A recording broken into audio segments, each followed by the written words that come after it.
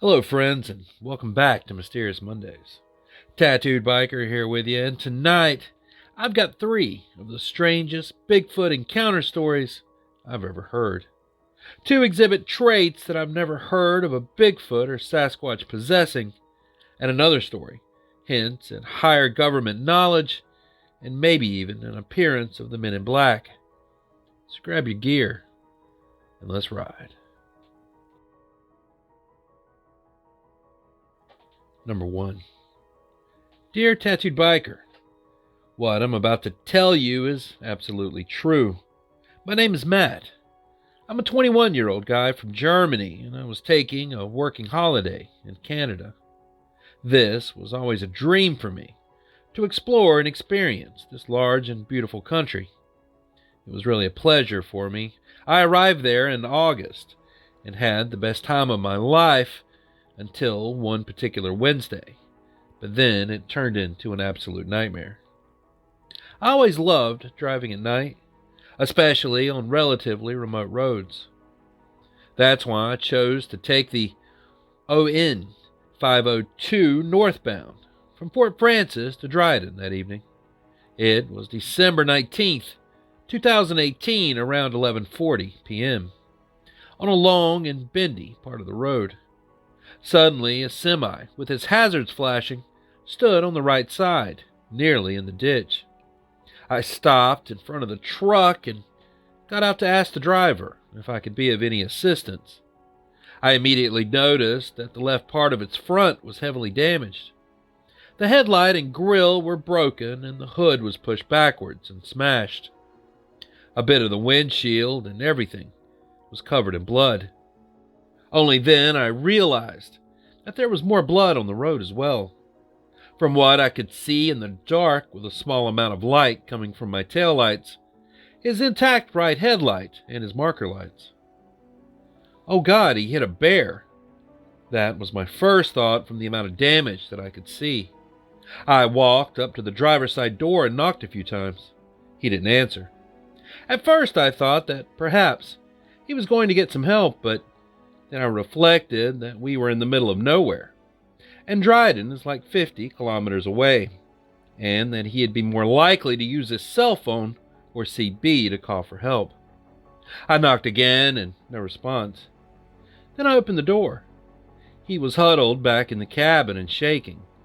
His skin was pale like a dead person's, and he looked like he had so much fear and shock, as if he had seen the devil in person. Can I help you? Looks like you had a really serious accident there. Are you injured? I asked him. No response. Hello, are you all right, sir? I'm not sure, he mumbled. Does anything hurt? No, but I hit it. I see that. I don't think that bear is still alive, to be honest. It wasn't a bear, he responded, with so much fear in his voice, and I got confused. Are there elk in this part of Ontario? I'm not native, so that was my first thought. It's okay, you're in shock. Take a breath, I responded. Did you call? And he didn't even react. I left him alone in his rig and got to my van to get to my cell phone. I was glad that I even received service in this part of the province. I told the operator what happened, and she assured me that she was sending an officer and an ambulance over to the scene. She asked me which operator the truck was driving. I couldn't give her an answer, but she said there would be roadside assistance coming as well. I then hung up and went to the semi-driver to tell him that I'd called for help.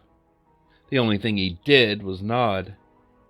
I got my flashlight out of the car and searched for the dead animal. I was still convinced that he had hit a bear because I was very curious about what he really hit and determined to tell him that it was a bear. The blood was spread out all over the road, and I could see where the bear was flinching, too. Then I saw its body. Holy crap, that is indeed a really large bear. The creature was approximately 2.5 meters long. The head was partially decapitated, and its face wasn't like anything I'd ever seen before. It was like I was looking at a human, gorilla-type face. It was so unreal. The teeth looked like what you'd see on a great white shark. Its eyes were partly closed, but it was like you could see the pupils glow underneath. They weren't really glowing, but it's the best way I know to describe it. It looked like some sort of ape-human hybrid.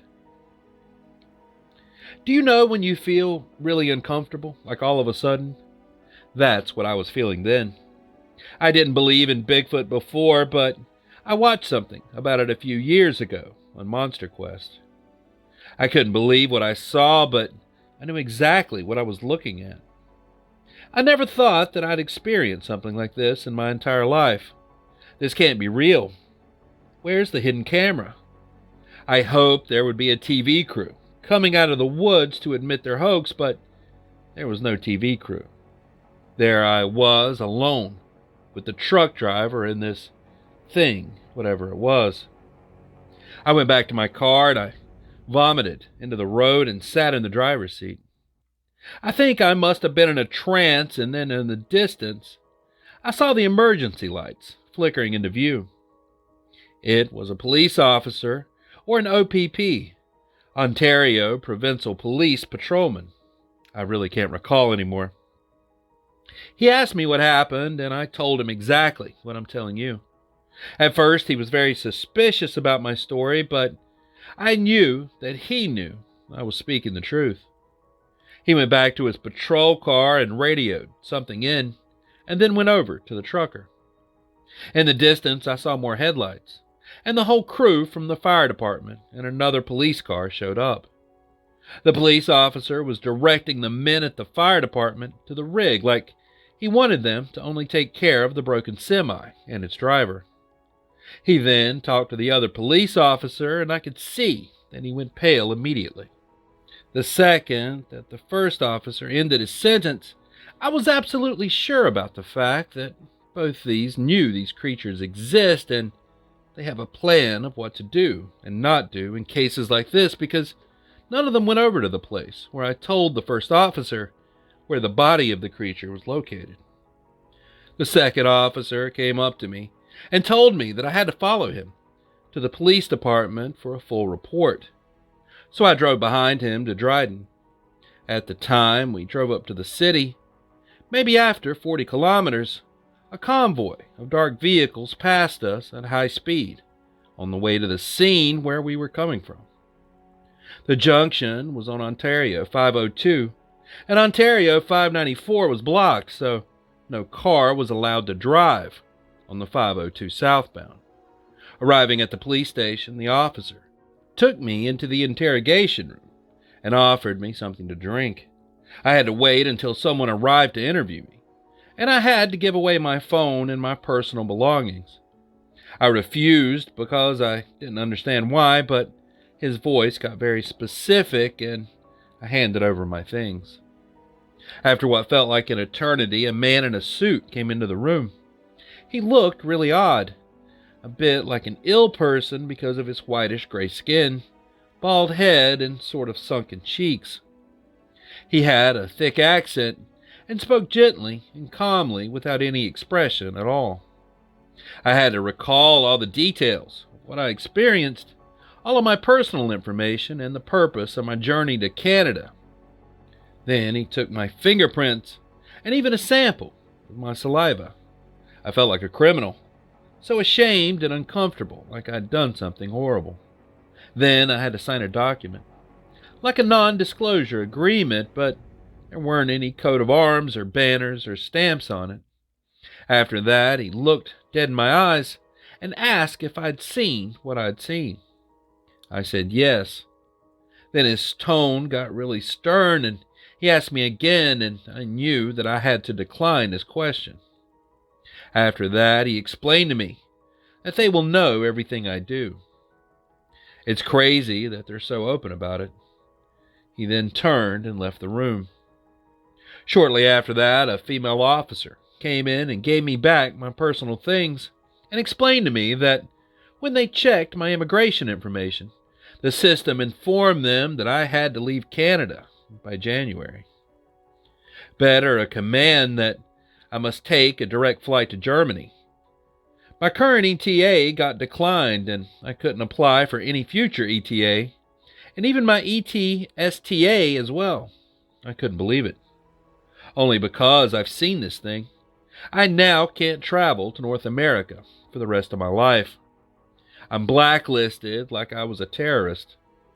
When I turned on my phone, it sent me to the instruction screen like when I first took it out of the box. And the same with my laptop.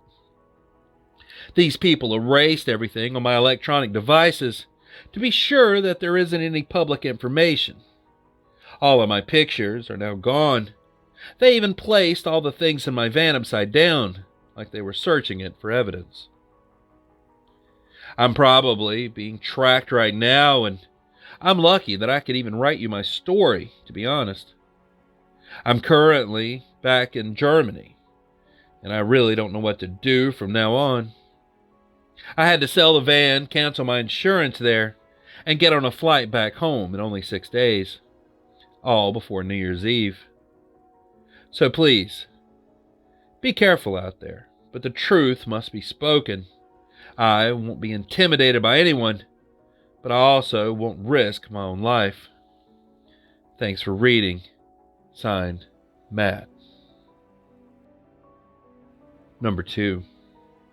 Hey TB, I've lived in many haunted houses, each with its own experiences and stories, but for the most part, these were just human spirits in nature. This was the first time that I ever experienced something I would call inhuman, or maybe even a cryptid.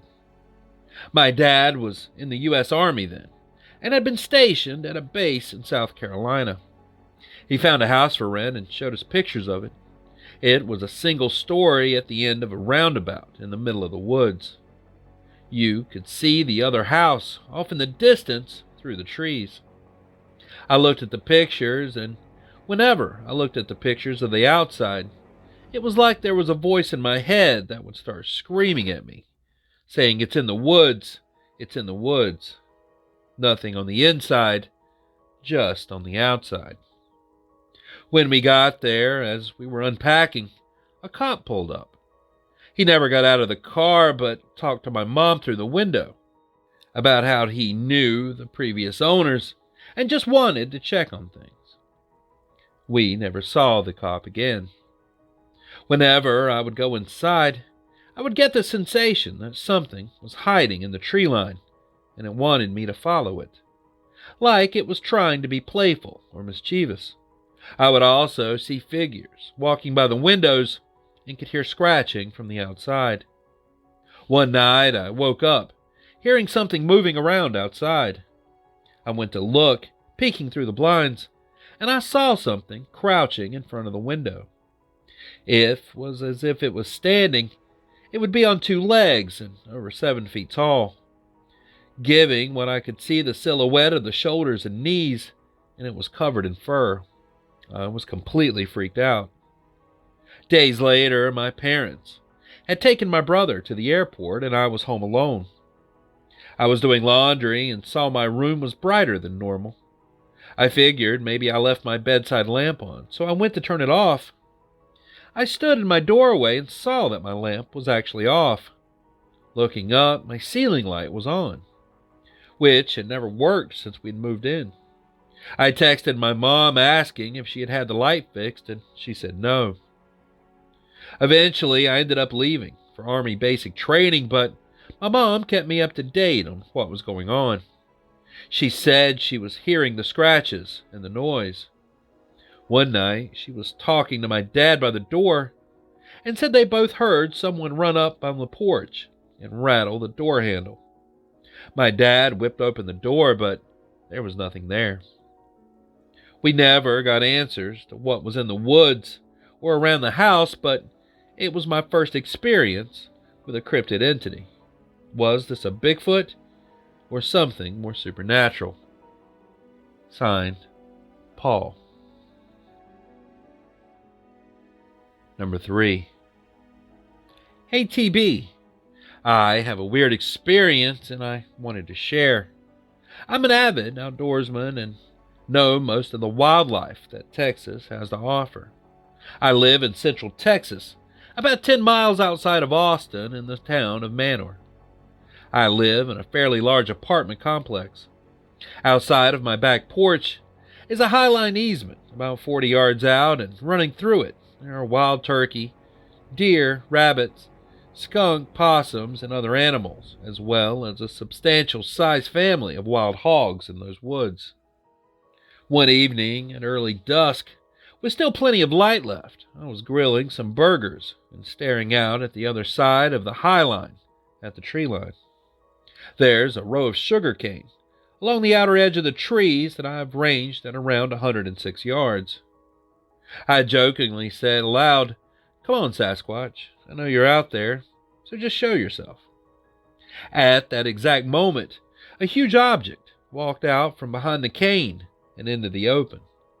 It was about 4 feet high, 7 to 8 feet long, and it walked out about 10 yards before it stopped. It surprised me so much that I said loudly, "Oh wow."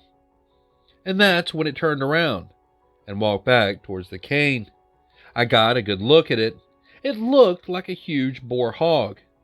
I guess around maybe 400 to 500 pounds. Completely massive compared to the hogs I'd seen out there before.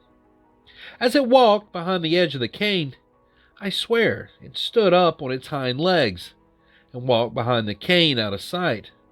When it did this, it looked exactly like a Bigfoot, Sasquatch, or whatever they're called. It was just like all the photos and drawings you see.